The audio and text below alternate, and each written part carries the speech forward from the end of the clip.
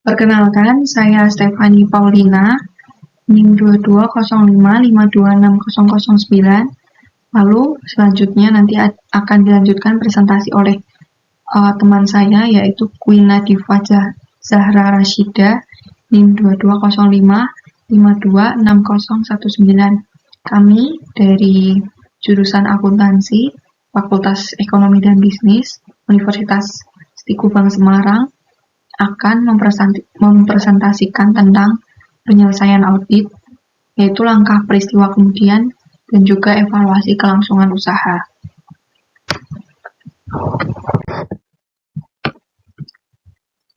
Oke, prosedur yang dilaksanakan dalam aktivitas ini mempunyai beberapa karakteristik yang berbeda sebagai berikut.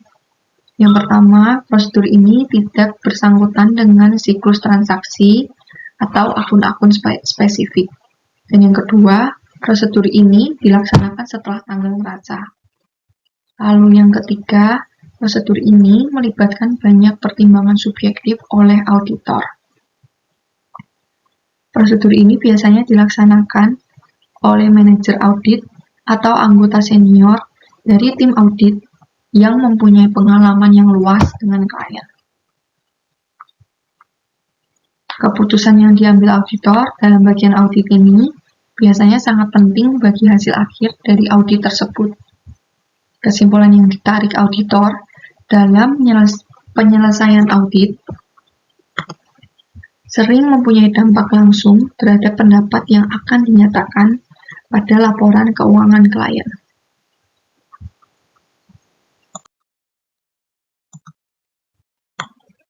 Dalam menyelesaikan audit, auditor seringkali menghadapi kendala waktu yang ketat, terutama ketika klien berusaha mendapatkan tanggal yang paling cepat untuk penerbitan laporan audit. Auditor harus memanfaatkan waktu untuk membuat pertimbangan profesional yang baik dan menyatakan pendapat yang tepat dalam situasi bersangkutan.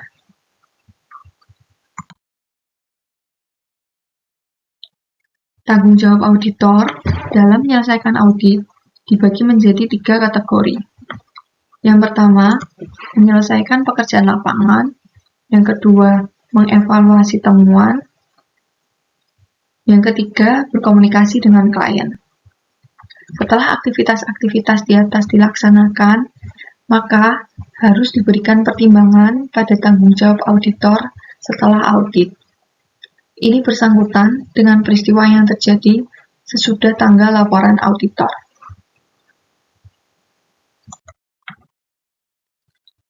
Lalu ada menyelesaikan pekerjaan lapangan. Dalam menyelesaikan pekerjaan lapangan, auditor melaksanakan prosedur audit spesifik untuk mendapatkan bukti audit tambahan.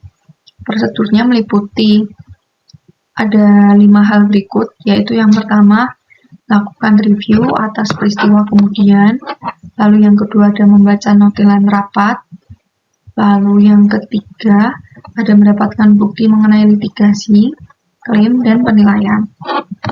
Lalu yang keempat ada mendapatkan surat representasi klien, dan yang terakhir ada melaksanakan prosedur analitis.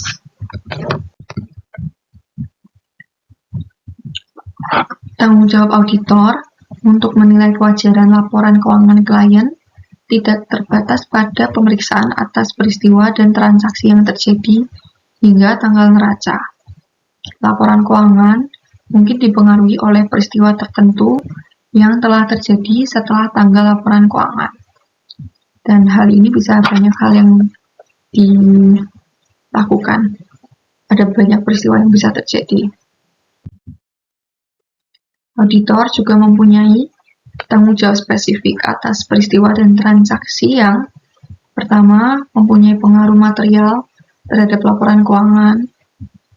Yang kedua, terjadi sesudah tanggal neraca tetapi sebelum penerbitan laporan keuangan serta laporan auditor. Peristiwa-peristiwa ini dikenal sebagai peristiwa kemudian atau sering kita sebut dengan subsequent events. Berdasarkan SA 560, peristiwa kemudian adalah peristiwa yang terjadi di antara tanggal laporan keuangan dan tanggal laporan auditor, dan fakta yang diketahui oleh auditor setelah tanggal laporan auditor. Kerangka waktu untuk peristiwa kemudian berlangsung dari tanggal neraca sampai penerbitan laporan auditor. Selama periode ini, auditor diwajibkan untuk menemukan peristiwa kemudian.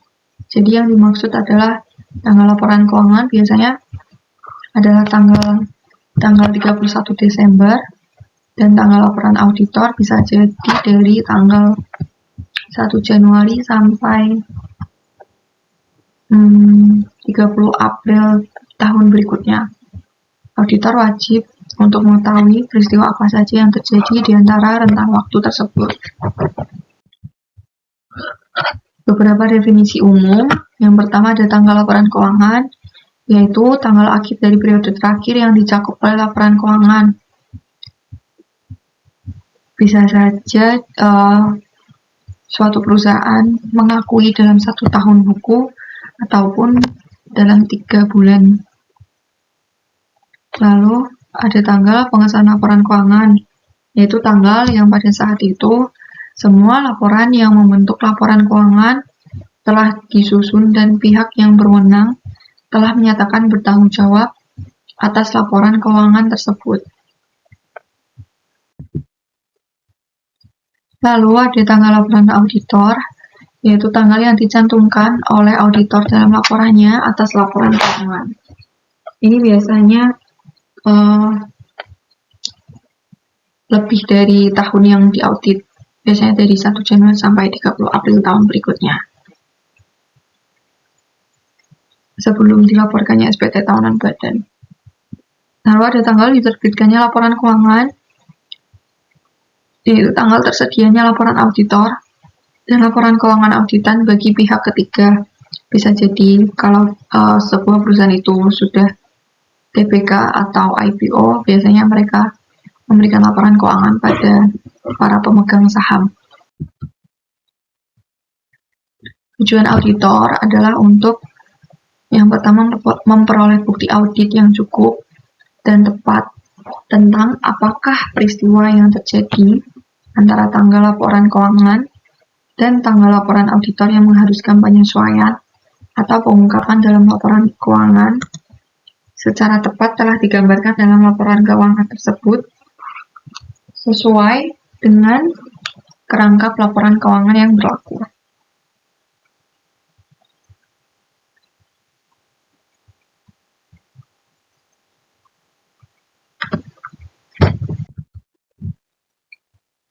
Lalu tujuan auditor yang lain,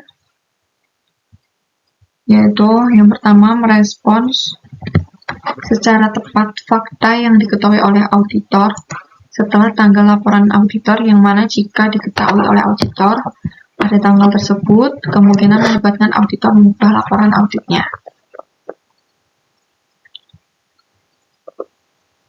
Jenis peristiwa kemudian ada banyak hal.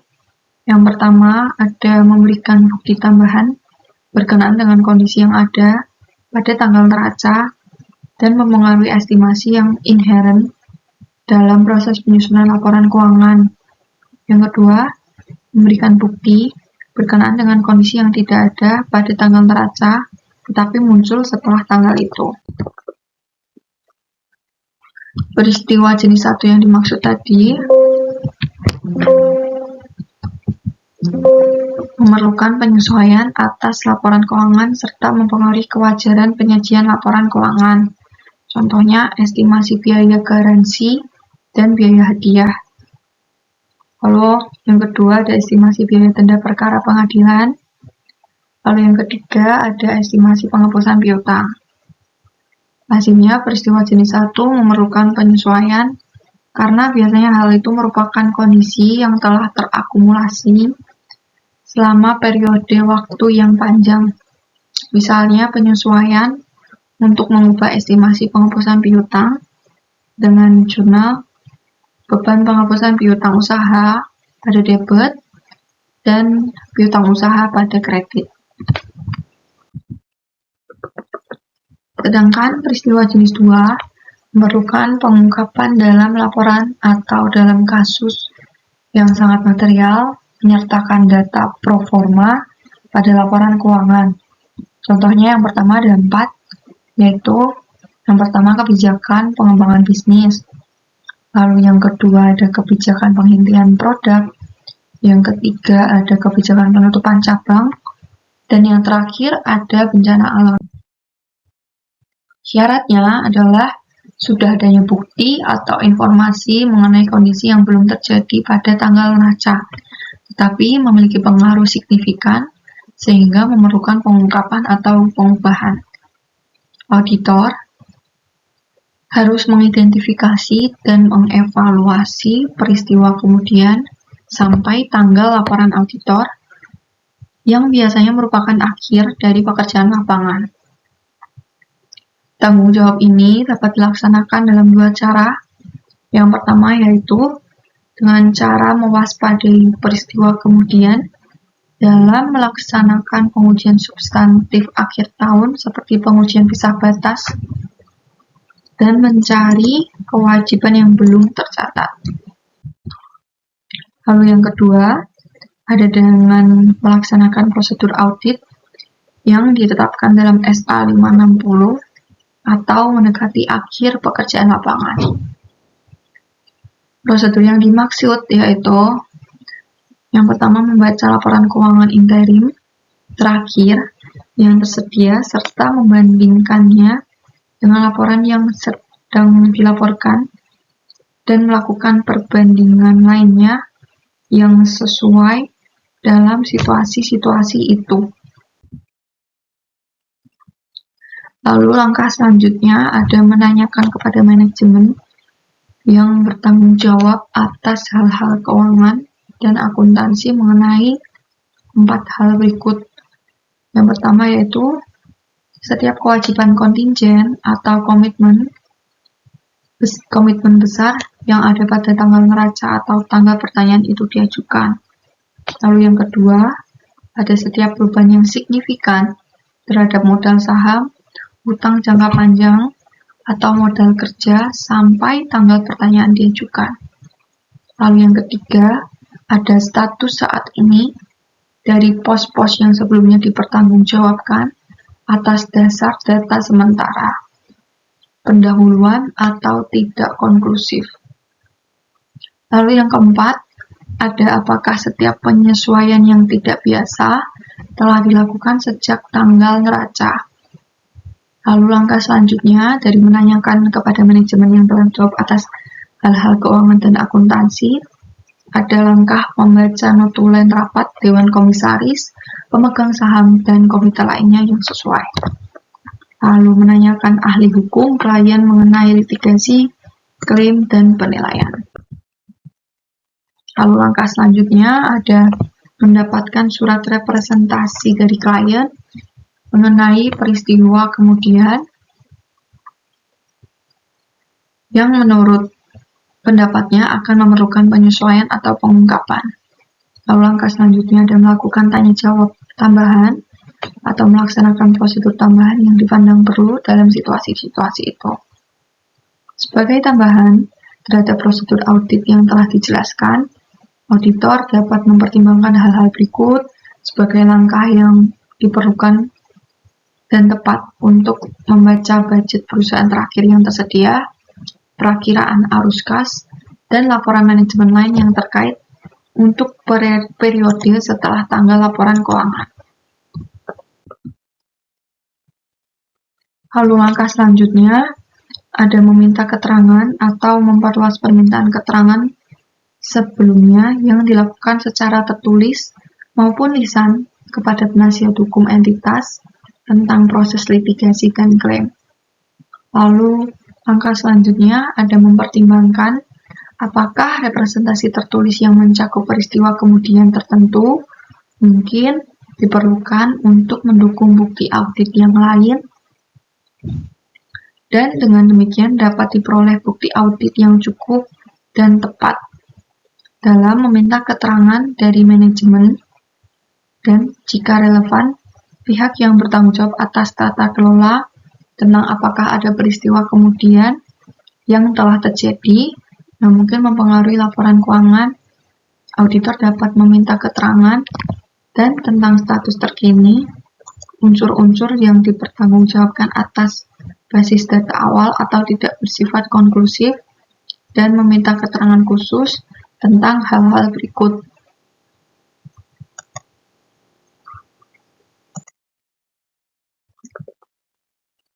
Ada banyak hal, yaitu ada 6 hal. Yang pertama, apakah komitmen baru, penarikan hutang, atau jaminan telah terjadi.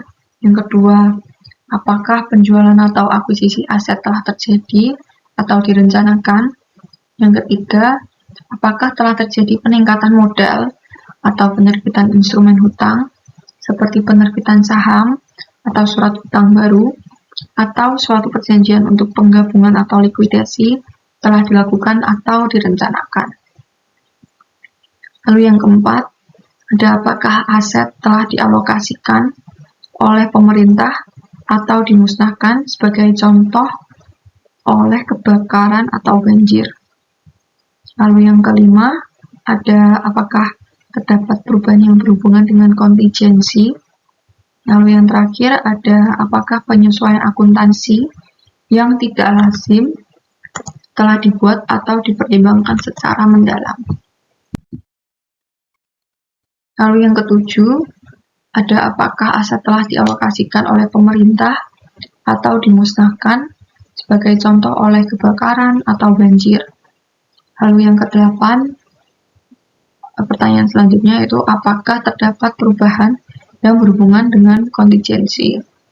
Lalu yang kesembilan, apakah penyesuaian akuntansi yang tidak lazim telah dibuat atau dipertimbangkan secara mendalam. Lalu yang ke-10, apakah ada peristiwa yang telah terjadi yang relevan untuk pengukuran estimasi atau provisi yang dibuat dalam laporan keuangan. Lalu yang ke-11 yaitu apakah ada peristiwa yang telah terjadi yang relevan untuk pemulihan kembali aset.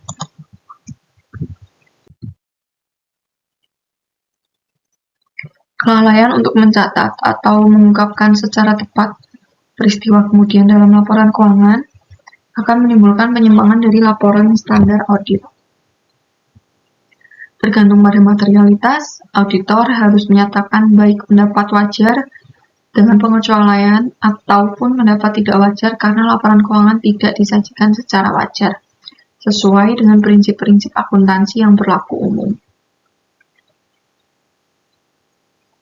Notulen rapat pemegang saham, dewan komisaris, dan subkomitenya seperti komite keuangan dan komite audit dapat memuat hal-hal yang mempunyai signifikansi audit.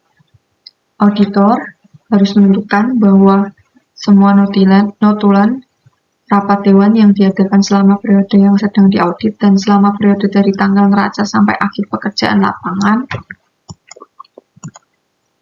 harus diserahkan dan direview atau ditelaah.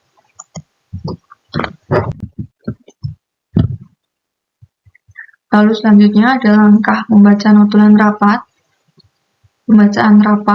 Pembacaan notulen rapat biasanya dilakukan segera setelah hal itu tersedia, guna memberikan auditor kesempatan maksimum untuk menilai signifikansi auditnya.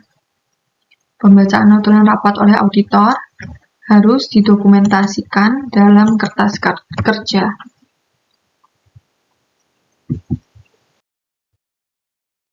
Lalu langkah selanjutnya yaitu mendapatkan bukti mengenai litigasi, klaim, dan penilaian.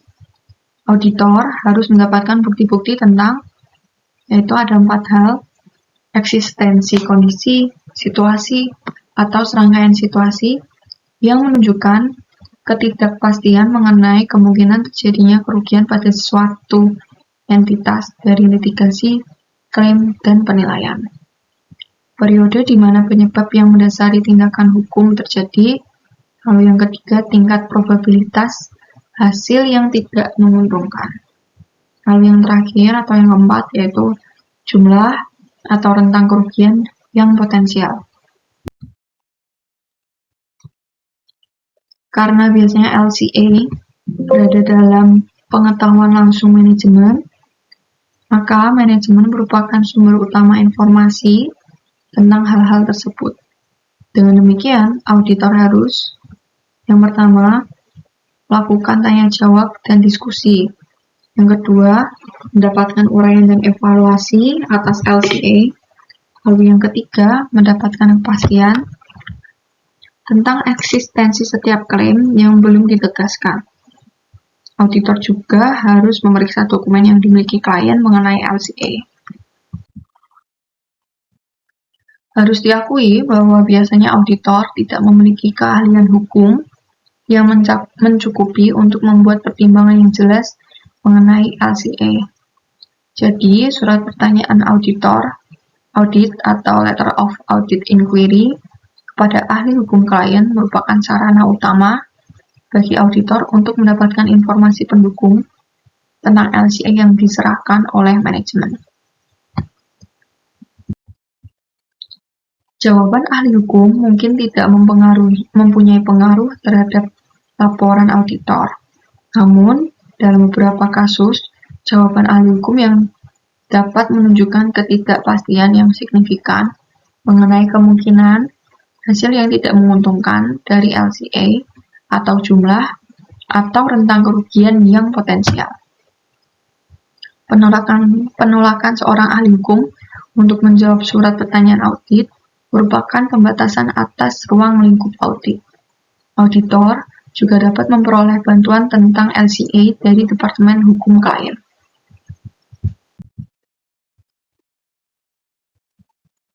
Lalu ada langkah selanjutnya, yaitu mendapatkan surat representasi klien. Berdasarkan SA 580, representasi tertulis merupakan suatu pernyataan tertulis yang diberikan oleh manajemen kepada auditor untuk mengkonfirmasi mengenai hal-hal tertentu atau untuk mendukung bukti audit lain. Representasi tertulis dalam konteks ini tidak termasuk laporan keuangan, asersi yang terdapat di dalamnya, atau buku dan catatan yang mendukung laporan keuangan tersebut. Auditor diwajibkan untuk mendapatkan representasi tertulis tertentu dari manajemen dalam memenuhi standar ketiga pekerjaan lapangan. Representasi manajemen yang dimaksud yaitu ada 3 hal. Yang pertama, mengkonfirmasi representasi lisan yang diberikan kepada auditor. Yang kedua, mendokumentasikan kelayakan yang berkelanjutan dari representasi tersebut. Lalu yang ketiga, ada mengurangi kemungkinan kesalahpahaman mengenai representasi manajemen. Surat representasi yang sudah dijelaskan tadi harus mencakup representasi mengenai 4 hal, yaitu yang pertama laporan keuangan, yang kedua kelengkapan informasi, yang ketiga pengakuan, pengukuran, dan pengungkapan, dan yang keempat ada peristiwa kemudian. Auditor akan membuat naskah representasi, tapi manajemen harus mengetahui tanggung jawab atas representasi yang penting ini dengan membahas hal-hal tersebut bersama auditor dan menandatangani surat itu. Apabila auditor menerima surat representasi dan ia mampu mendukung representasi manajemen, maka suatu laporan audit standar dapat dikeluarkan.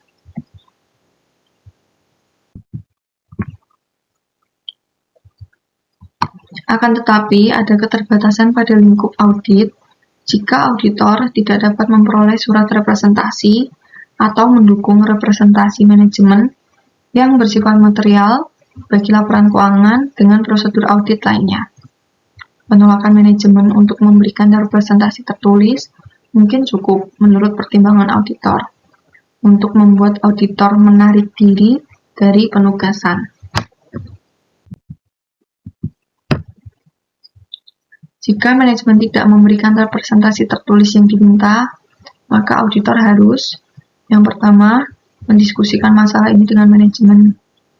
Entah itu mendiskusikannya secara langsung, tatap muka, ataupun melalui media sosial lainnya.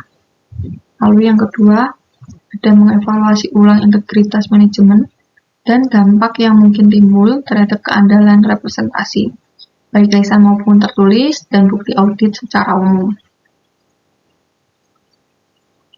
Lalu yang ketiga yaitu mengambil langkah yang tepat, termasuk menentukan dampak yang mungkin timbul terhadap opini dalam laporan auditor.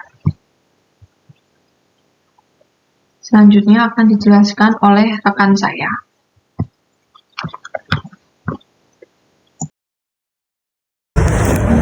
Di sini saya akan menjelaskan penjelasan dari Mbak Stefani. Auditor tidak akan memberikan opini atas laporan keuangan jika auditor menyimpulkan bahwa terdapat keraguan mengenai integritas manajemen, sehingga representasi tertulis seperti yang ditentukan tidak dapat diandalkan. Yang kedua, manajemen tidak memberikan representasi tertulis seperti yang ditentukan.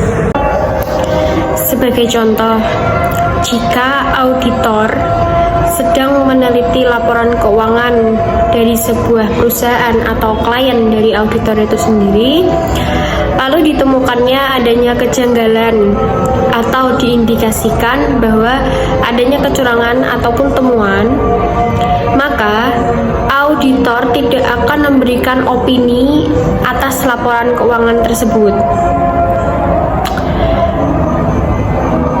Dan manajemen juga tidak akan memberikan representasi tertulis seperti yang ditentukan. Selanjutnya yaitu melaksanakan prosedur analitis. Prosedur analitis juga disyaratkan dalam penyelesaian audit sebagai review keseluruhan atas akhir laporan keuangan. Tujuan dari review keseluruhan adalah untuk membantu auditor menilai kesimpulan yang dicapai dalam audit dan dalam mengevaluasi penyajian laporan keuangan secara keseluruhan. Jadi, diadakannya prosedur analitis ini yaitu membantu auditor untuk mereview atau mengulas tentang laporan keuangan klien dari auditor itu sendiri atau sebuah perusahaan yang diaudit. Tujuan diadakannya prosedur analitis ini yaitu membantu auditor. Auditor perlu mengadakan prosedur analitis supaya dapat menyimpulkan apa sih kesimpulan dari laporan keuangan ini dan evaluasinya bagaimana. Jadi, auditor dapat menyimpulkan hasil yang diandalkan dan juga dapat memberikan solusi bagi sebuah perusahaan yang diaudit ataupun laporan keuangan kliennya yang diaudit. Selanjutnya, dalam melakukan review keseluruhan, auditor membaca laporan keuangan dan catatan yang menyertainya, serta mempertimbangkan kelayakan bukti yang diperoleh dalam menanggapi saldo dan hubungan yang tidak biasa serta tidak terduga yang diantisipasi dalam perencanaan audit atau diidentifikasi selama audit dalam pengujian substantif. Jadi di sini, kenapa sih auditor itu melakukan review keseluruhan? Karena auditor itu perlu yang namanya membaca laporan keuangan dan catatan atas laporan keuangan, supaya auditor dapat mempertimbangkan kelayakan bukti-bukti yang diperoleh dalam menanggapi saldo Jadi, apakah bukti yang diperoleh ini kuat untuk membuktikan bahwa laporan keuangan dan catatan atas laporan keuangan ini tidak ditemukannya yang namanya temuan atau tidak sama saldonya? Seperti itu. Berbagai prosedur analitis dapat digunakan karena prosedur itu harus yang pertama diterapkan pada bidang-bidang audit yang kritis yang diidentifikasi selama audit. Yang kedua, didasarkan atas data laporan keuangan sesudah semua penyesuaian dan reklasifikasi audit telah diakui. Jadi, prosedur ini diterapkan pada bidang audit yang kritis yang diidentifikasi selama audit. Contohnya, dalam mengaudit laporan keuangan yang kritis dalam laporan keuangan, semisal laporan laba rugi, maka auditor harus menelaah lebih tentang laba rugi dari perusahaan tersebut dengan bukti-bukti yang juga diperoleh. Yang kedua, didasarkan atas data laporan keuangan sesudah semua penyesuaian dan reklasifikasi audit telah diakui. Laporan prosedur analitis ini harus didasarkan pada data laporan keuangan sebuah perusahaan yang diaudit atau laporan keuangan klien dari auditor itu sendiri. Tetapi dasar ini atau prosedur ini, laporan keuangannya itu harus sesudah semua penyesuaian dan telah direklasifikasi audit. Dan hasil reklasifikasi audit tersebut itu telah diakui. Selanjutnya yaitu suatu review keseluruhan biasanya akan membandingkan kinerja keuangan entitas yang dilaporkan dengan sasaran strategisnya atas pendapatan, pelanggan, dan pangsa pasar, atas efisiensi dari proses inti, serta kesesuaian ukuran non-keuangan dengan gambaran keseluruhan yang dilaporkan dalam laporan keuangan. Jadi, auditor ini akan mereview keseluruhan atau mengulas kembali tentang apa yang telah diteliti oleh auditor itu sendiri. Biasanya auditor ini akan melakukan perbandingan tentang kinerja keuangan suatu perusahaan yang telah dilaporkan dalam laporan keuangan dan juga di dalam catatan atas laporan keuangan dengan sasaran-sasarannya. Yang pertama yaitu sasaran pendapatan, yang kedua sasaran pelanggan, yang ketiga sasaran pangsa pasar.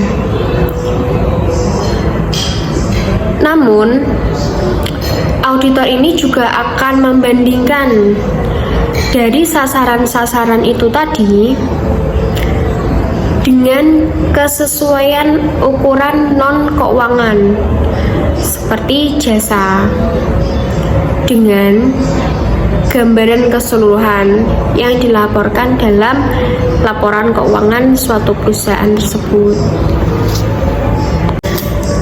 Selanjutnya yaitu mengevaluasi temuan.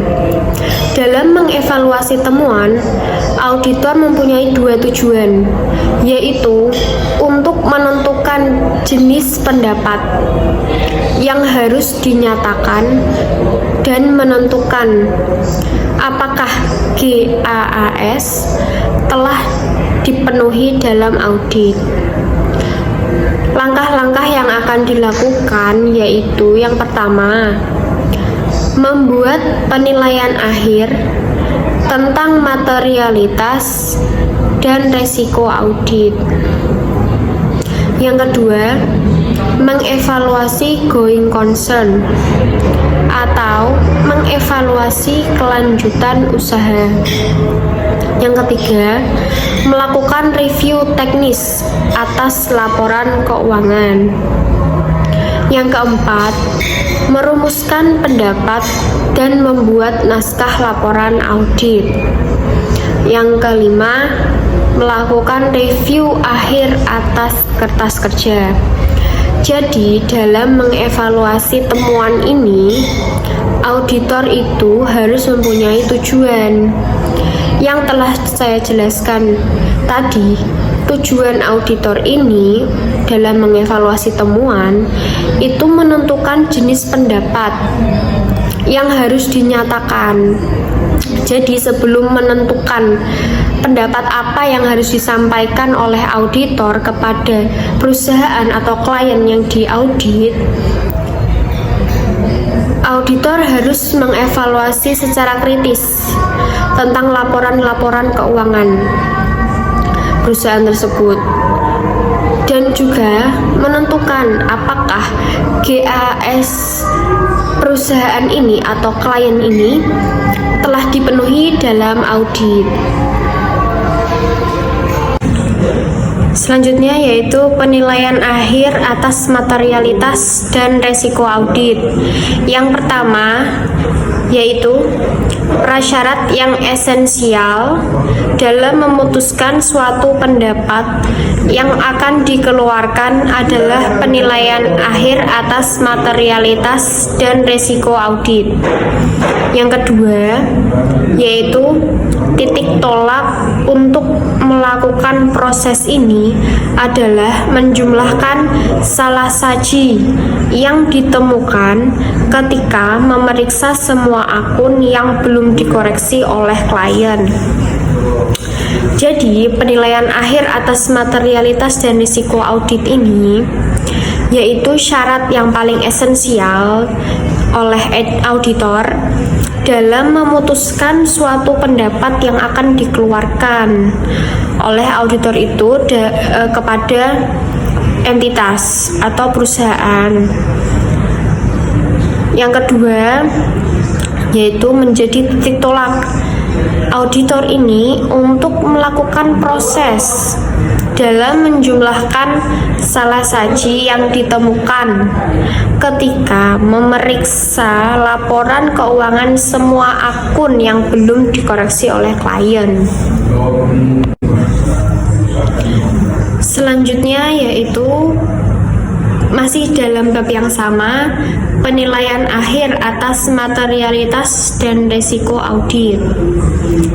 Langkah berikutnya dari proses penilaian akhir atas materialitas dan risiko audit ini adalah menentukan dampak total salah saji terhadap laba bersih dan total laporan keuangan lainnya yang bersangkutan dengan salah saji itu, seperti aktiva lancar atau kewajiban lancar. Nah, penentuan auditor atas salah saji dalam suatu akun dapat mencakup komponen berikut. Yang pertama yaitu salah saji yang belum dikoreksi, yang secara spesifik diidentifikasi melalui pengujian substantif atas rincian transaksi dan saldo, atau lebih dikenal sebagai salah saji yang diketahui. Yang kedua yaitu proyeksi salah saji yang belum dikoreksi, yang diestimasi melalui teknik sampling audit. Yang ketiga, estimasi salah saji yang dideteksi melalui prosedur analitis dan dikuantifikasi oleh prosedur audit lainnya. Selanjutnya yaitu semua komponen-komponen yang terdapat pada suatu akun dikenal sebagai salah saji yang mungkin, atau yang lebih dikenal dengan likely misstatement. Sementara jumlah salah saji yang mungkin dalam semua akun disebut sebagai salah saji agregat yang mungkin, atau lebih dikenal dengan bahasa aggregate likely misstatement. Data yang telah diakumulasi kemudian dibandingkan dengan pertimbangan pendahuluan auditor mengenai materialitas yang dibuat ketika merencanakan audit. Apabila auditor menyimpulkan bahwa resiko audit berada pada tingkat yang dapat diterima, maka auditor dapat merumuskan pendapat yang didukung oleh temuan-temuan yang diperoleh auditor pada saat mengaudit laporan keuangan. Akan tetapi, jika auditor merasa yakin bahwa resiko audit tidak dapat diterima, maka ia harus melaksanakan pengujian substantif tambahan atau meyakinkan kliennya untuk melakukan koreksi yang diperlukan guna mengurangi resiko salah saji yang material ke tingkat yang dapat diterima. Selanjutnya yaitu laporan keuangan bertujuan khusus. Laporan keuangan yang bertujuan khusus ini dapat atau belum tentu disusun sesuai dengan suatu kerangka pelaporan keuangan yang relevan dengan basis kelangsungan usaha. Ketika penggunaan asumsi-asumsi kelangsungan usaha yang tidak tepat, aset dan liabilitas dicatat atas dasar perusahaan atau entitas akan mampu untuk merealisasikan asetnya dan melunasi liabilitasnya dalam kegiatan normal bisnisnya. Biasanya, informasi yang akan menimbulkan keraguan yang substansial tentang asumsi kelanjutan usaha atau going concern berkaitan dengan ketidakmampuan perusahaan atau entitas untuk terus memenuhi kewajibannya ketika jatuh tempo tanpa disposisi aktiva yang besar di luar arah bisnis yang biasa, merestrukturisasi hutang, merevisi operasinya yang dipaksa dari luar, atau melakukan tindakan yang serupa. Sehingga penilaian manajemen atas kemampuan perusahaan atau entitas untuk mempertahankan kelangsungan usahanya melibatkan suatu pertimbangan pada suatu waktu tertentu tentang hasil peristiwa atau kondisi masa depan yang tidak pasti secara inheren. Jadi ketika auditor itu telah melakukan audit tentang laporan keuangan perusahaan atau entitas dan ternyata ditemukan bahwa entitas ini atau dapat diindikasikan bahwa entitas ini tidak dapat membayar kewajibannya, atau bisa dibilang entitas ini menuju kolaps. Maka penilaian manajemen atas hasil dari audit ini yaitu menunjukkan bahwa entitas ini tidak dapat mempertahankan kelangsungan usahanya, sehingga entitas tersebut dapat memikirkan kembali bahwa ingin tetap mempertahankan kelangsungan usahanya atau tidak. Selanjutnya yaitu faktor-faktor berikut ini adalah relevan dengan pertimbangan tersebut. Yang pertama, tingkat ketidakpastian yang terkaitan dengan hasil suatu peristiwa atau kondisi meningkatkan secara signifikan hasil yang terjadi. Untuk alasan tersebut, kebanyakan kerangka pelaporan keuangan yang mencantumkan secara eksplisit adanya keharusan suatu penilaian oleh manajemen menyebutkan periode kapan manajemen harus mempertimbangkan seluruh informasi yang tersedia. Ukuran dan kompleksitas entitas, sifat dan kondisi bisnisnya, serta tingkat keterpengaruhannya oleh faktor eksternal mempengaruhi pertimbangan tentang hasil peristiwa atau kondisi. Setiap pertimbangan tentang masa depan didasarkan atas informasi yang tersedia ketika pertimbangan dilakukan. Peristiwa setelah tanggal pelaporan dapat menghasilkan keluaran yang tidak konsisten dengan pertimbangan yang wajar ketika pertimbangan tersebut dilakukan.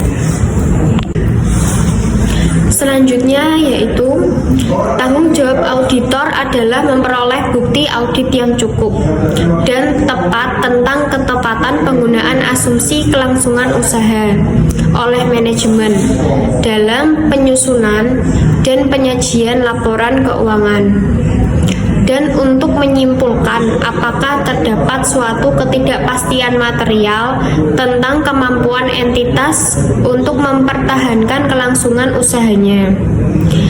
Tanggung jawab ini bahkan ada ketika kerangka pelaporan keuangan tidak mencantumkan secara eksplisit adanya keharusan bagi manajemen untuk membuat suatu penilaian spesifik atas kemampuan entitas atau perusahaan dalam mempertahankan kelangsungan usahanya.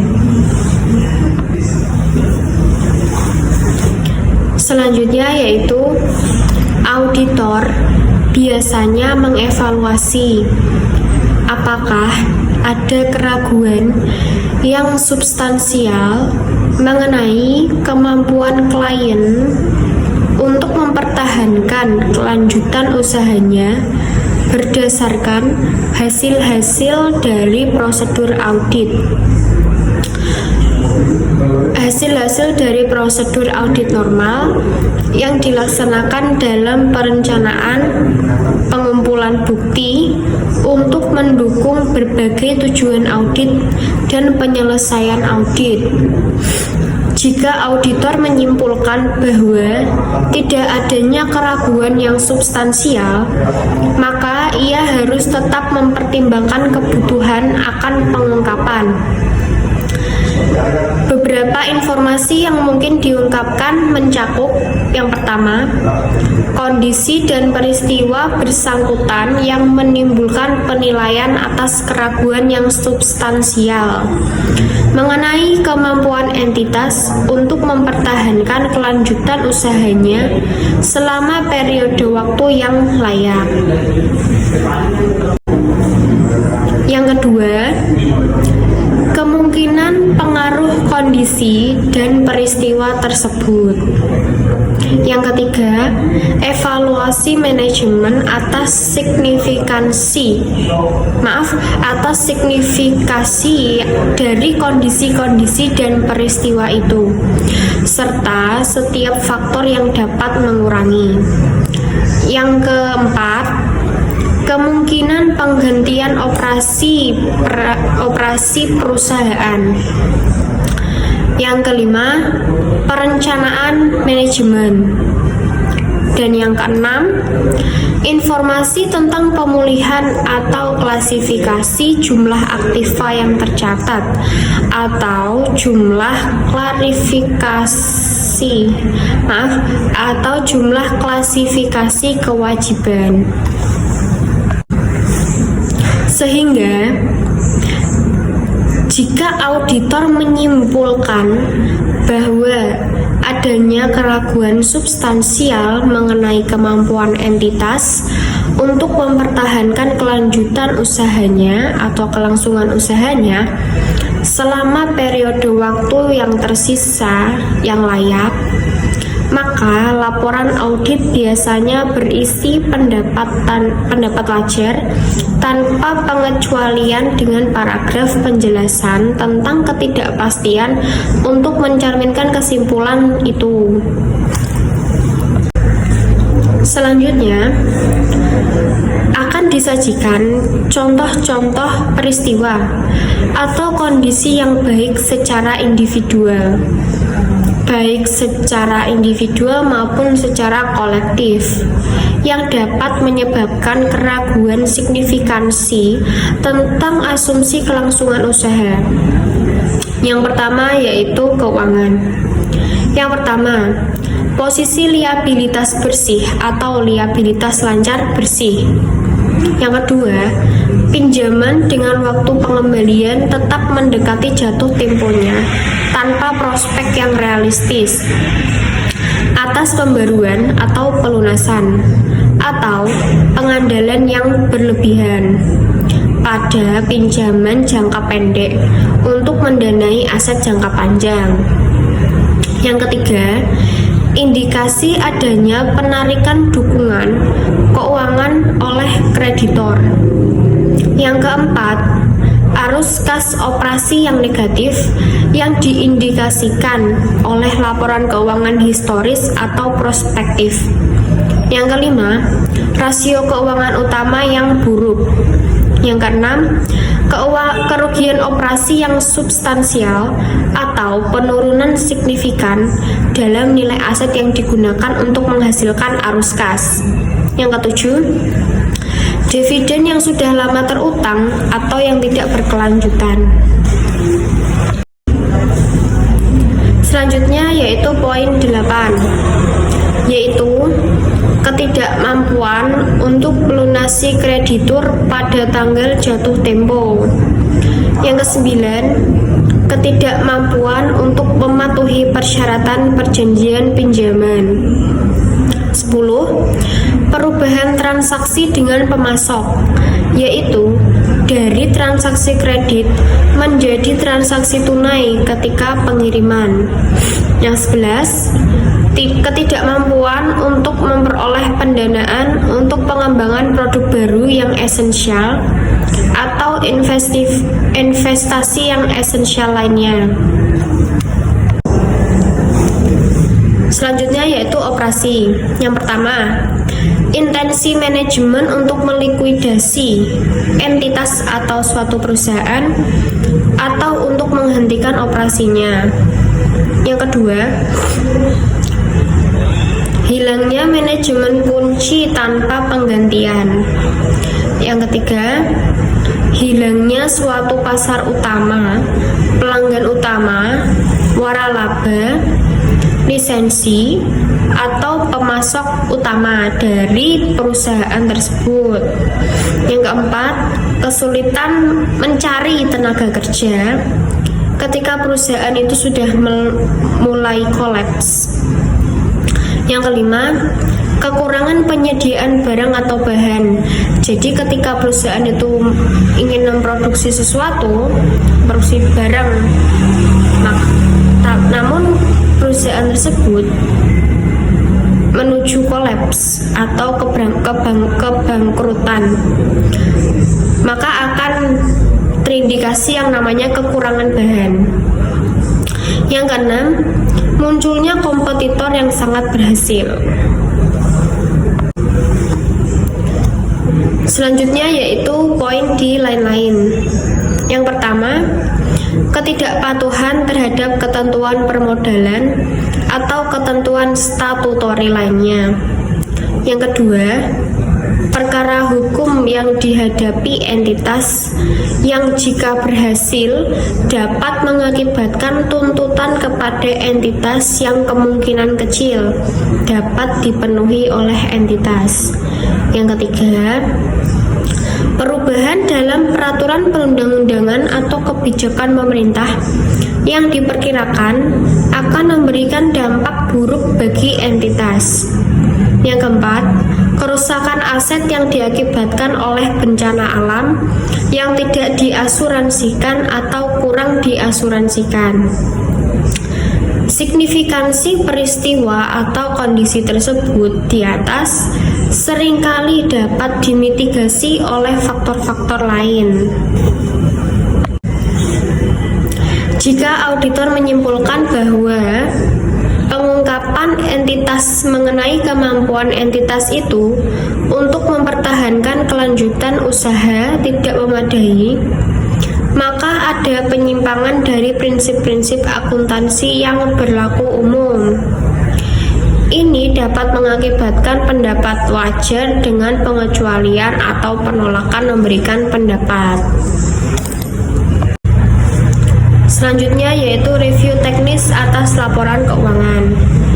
Banyak KAP mempunyai daftar periksa laporan keuangan terinci yang diselesaikan oleh auditor yang melaksanakan review atau mengulas kembali awal atas laporan keuangan yang bersangkutan.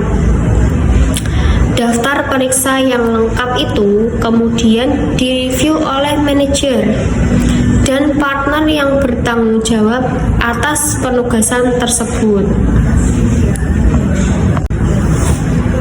Sebelum mengeluarkan laporan audit atas klien yang merupakan perusahaan terbuka, di sini klien bisa perusahaan terbuka ataupun CV persekutuan komanditer ataupun pribadi, perusahaan pribadi, atau klien-klien yang memang meminta tolong auditor untuk membuatkan laporan audit. Untuk mengevaluasi laporan keuangan kepada auditor. Review teknis juga harus dilakukan atas laporan keuangan itu oleh partner yang bukan anggota tim audit. Daftar periksa yang lengkap dan temuan dari para pereview harus tercantum dalam kertas kerja. Selanjutnya yaitu merumuskan pendapat dan menulis naskah laporan audit. Dalam penyelesaian audit, auditor perlu memisahkan temuan-temuan dengan mengikhtisarkan dan mengevaluasinya untuk tujuan menyatakan pendapat atas laporan keuangan secara keseluruhan. Sebelum mengambil keputusan akhir tentang pendapat, biasanya diadakan suatu konferensi dengan klien. Pada pertemuan ini, auditor melaporkan semua temuannya secara lisan dan berusaha memberikan dasar pemikiran untuk melakukan penyesuaian yang diusulkan dan atau pengungkapan tambahan. Pada akhirnya, beberapa kesepakatan umumnya dapat dicapai tentang perubahan yang harus dilakukan dan auditor dapat meneruskan dengan mengeluarkan pendapat wajar. tanpa pengecualian. Apabila kesepakatan tersebut tidak dapat dicapai, maka auditor mungkin akan mengeluarkan jenis pendapat lainnya. Penyampaian pendapat auditor dapat dilakukan melalui suatu laporan audit. Jadi, jika adanya kesepakatan, namun kesepakatan itu tidak dapat dicapai atau tidak dapat diterima oleh kedua belah pihak, yaitu auditor dan juga klien, maka auditor ini akan mengeluarkan jenis pendapat lainnya. Jadi auditor ini tidak hanya memberikan satu pendapat, namun juga memberikan pendapat-pendapat lainnya yang dapat diterima oleh kedua belah pihak, yaitu auditor dan juga pelaku usaha atau perusahaan atau entitas. Hingga kesepakatan-kesepakatan tersebut yang telah dicapai itu akan menemukan yang artinya adanya review akhir, yaitu review akhir atas kertas kerja. Nah, review ini dilakukan untuk mengevaluasi pekerjaan yang dilakukan, bukti yang diperoleh, dan kesimpulan yang dibuat oleh penyusun kertas kerja sendiri, yaitu auditor. Review tambahan atas kertas kerja dapat dilakukan pada akhir pekerjaan lapangan oleh anggota tim audit. Review yang dilakukan partner atas kertas kerja dirancang untuk mendapatkan kepastian bahwa yang pertama, pekerjaan yang dilakukan oleh bawahan adalah akurat dan lengkap. Yang kedua, pertimbangan yang dilakukan oleh bawahan adalah layak dan tepat pada situasi bersangkutan. Yang ketiga, penugasan audit telah diselesaikan sesuai dengan kondisi dan syarat yang ditetapkan dalam surat penugasan. Yang keempat, semua pertanyaan tentang akuntansi, auditing, dan pelaporan signifikan yang timbul selama audit telah diselesaikan dengan tepat. Yang kelima, kertas kerja mendukung pendapat auditor. Dan yang keenam, GAAS dan kebijakan serta prosedur pengendalian mutu kantor akuntan telah dipenuhi. Daftar periksa terperinci yang mencakup hal-hal di atas biasanya digunakan dalam melaksanakan review kertas kerja. Selanjutnya yaitu berkomunikasi dengan klien. Berkomunikasi dengan klien itu yang pertama mengkomunikasikan hal-hal tentang struktur pengendalian internal, yaitu auditor mengkomunikasikan tentang bagaimana sih mengendalikan struktur-struktur organisasi yang ada di internal perusahaan ini supaya bagian-bagian atau unit-unit internal yang ada di perusahaan tersebut dapat membantu dan mempertahankan kelangsungan perusahaan tersebut. Yang kedua, mengkomunikasikan hal-hal yang bersangkutan dengan pelaksanaan audit. Jadi, auditor ini akan mengkomunikasikan kepada internal perusahaan atau bagian-bagian internal perusahaan tentang hal-hal apa saja sih yang akan dilaksanakan selama audit. Hal-hal yang diperlukan apa aja sih, seperti bukti-bukti pelaporan, laporan keuangan, catatan atas laporan keuangan, nota, faktur, pembiayaan, dan lain sebagainya. Yang ketiga, menyiapkan surat manajemen. Dengan adanya surat manajemen, maka auditor dapat melakukan audit. Selanjutnya yaitu tanggung jawab setelah audit. Jadi setelah melakukan langkah-langkah yang telah dilalui dalam proses audit, maka auditor tidak akan lepas tangan begitu saja setelah memberikan review akhir atas kertas kerja. Namun, auditor tetap masih akan bertanggung jawab setelah auditor tersebut melakukan audit di perusahaan tersebut. Yang pertama, tanggung jawab setelah audit yang pertama yaitu adalah peristiwa kemudian di antara tanggal neraca dan penerbitan laporan. Yang kedua, penemuan fakta-fakta yang ada pada tanggal pelaporan. Yang ketiga, penemuan prosedur yang dihilangkan.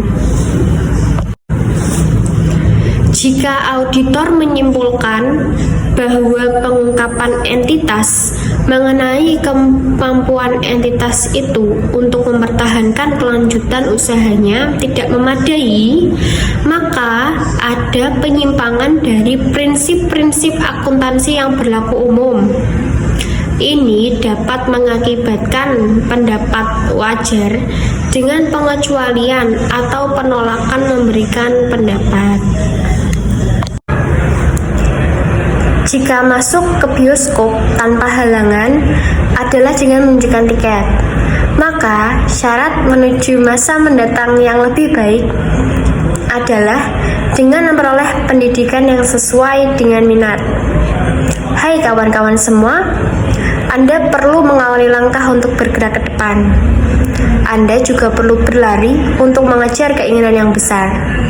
Duduk, berdiam, dan merenungi nasib hanya akan menambahkan luka dan menurunkan semangat. Tidak ada yang mengetahui secara pasti kehidupan Anda kelak seperti apa. Namun, dengan ilmu yang Anda punya, setidaknya akan lebih banyak jalan yang terbuka. Gunakan kesempatan itu dan tinggalkan keraguan yang menyelimuti. Pesan dari kelompok kami, semoga presentasi dan materi yang telah disampaikan oleh kelompok kami dapat menambah ilmu pengetahuan dan menambah pengetahuan-pengetahuan baru bagi yang menonton dan juga mahasiswa-mahasiswa yang sedang menempuh jalur pendidikan. Terima kasih. Wassalamualaikum warahmatullahi wabarakatuh.